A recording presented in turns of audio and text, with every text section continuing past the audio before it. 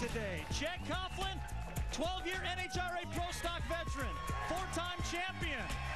On the strength of 3 wins and 8 finals this season, Jeg Coughlin has notched his 2nd straight NHRA Pro Stock title.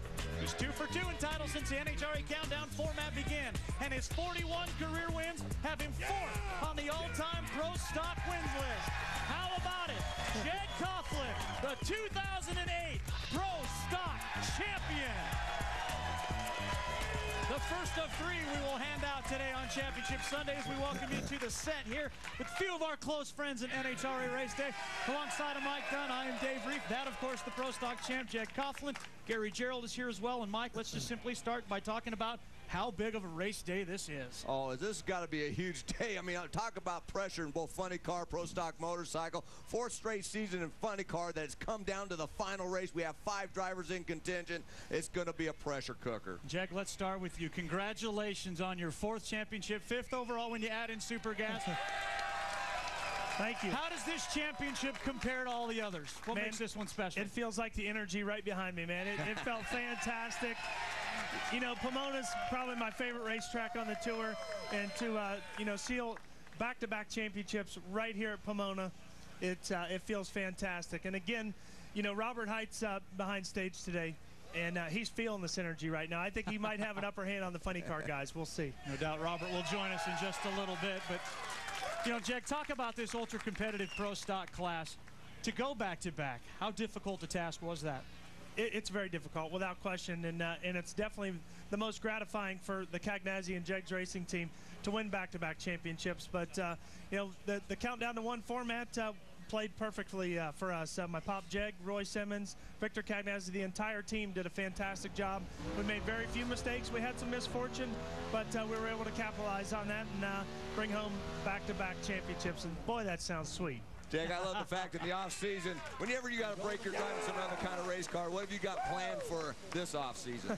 Well, it's funny you asked that. I was looking at I think the 11 or 12 weekends we have between Pomona and Pomona, and 9 of them are spoken for already, just with family activities and whatnot. But it's going to be great. No racing that I know other than bobsled racing. I got to say, that was a first for me in 2007 or 2008 this year.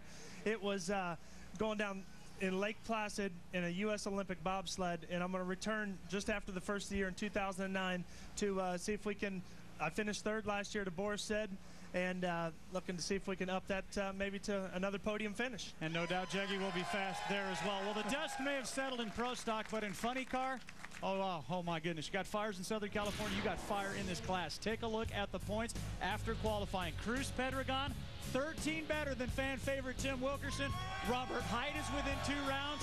Tony Pedregon and Jack Beckman are going to need a little bit of help. If Cruz wins first round, those 2 names will be eliminated. But, Mike, when we start our Lucas Oil Rapid Fire segment, let's start by talking about Tim Wilkerson. This is a team that was assessed 15 points of oil down penalties in winning the Memphis race. They'd have a 2-point lead if not for that. This is a team that is definitely in a countdown credit crisis when it comes to oil down credits. Well, without a doubt, Tim Wilkerson is the only team that has no oil down credits. Robert Height has 1. Everybody else has 2. That could definitely play into it today if Tim Wilkerson does indeed get an oil down, even if he gets a win. We saw that happen in Memphis in the final round when he wasn't really aware of it because the points or the oil down credits reset when they started the countdown. He wasn't aware of that, but then we saw in Richmond when he knew his engine was starting to expire, he stepped off of the throttle. So that's going to be something that he's going to have to be aware of that pretty much the other drivers won't have to worry about. Jeg Coughlin has already handled the pressure. There's a lot of pressure in these other categories. It really is on. How do you deal with it?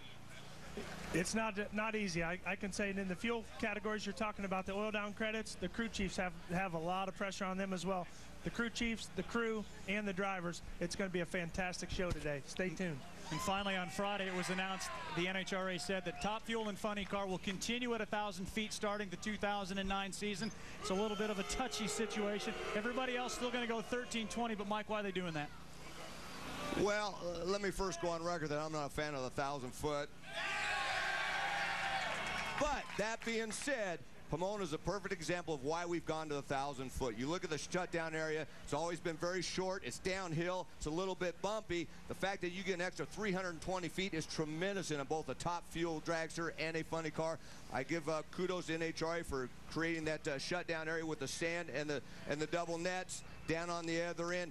Safety-wise, it is a good thing to do, but, man, I still just like staying in that throttle an extra 3/4 of a second on a run. Given that. And I'll tell you one guy that definitely does like it, though, Tony Schumacher. We've had 11 races at the 1,000-foot era. Potential of 44 rounds. He has competed in every one of them. Only lost one time. This guy at 1,000 feet is unbelievable, and you knew this was coming. I mean, I pretty much said it right off the bat that it would definitely play into his program, because Alan Johnson in that car always ran very strong early in the runs. Some of the other teams could probably run him down a little bit, running a bigger mile per hour sometimes. But obviously the numbers prove the fact that that car is just dominating 1,000 foot, because it always accelerated so hard in the first 300 or 400 feet of the car. You win that many rounds, you're going to win a lot of races. Take a look at Tony Schumacher in 2008. With 15, he could win the most ever if he should go to the finals here today. With a couple round wins, he'll take the most round wins ever in a season as well. Both those marks currently held by Greg Anderson. How does his day look? Well, let's start with the #1 qualifier, Tony Schumacher. You see he races Tim Boychuk, the Todd Payton family-owned ride out of Canada. That's his competitor. Big surprise, Antron Brown with new owner Tim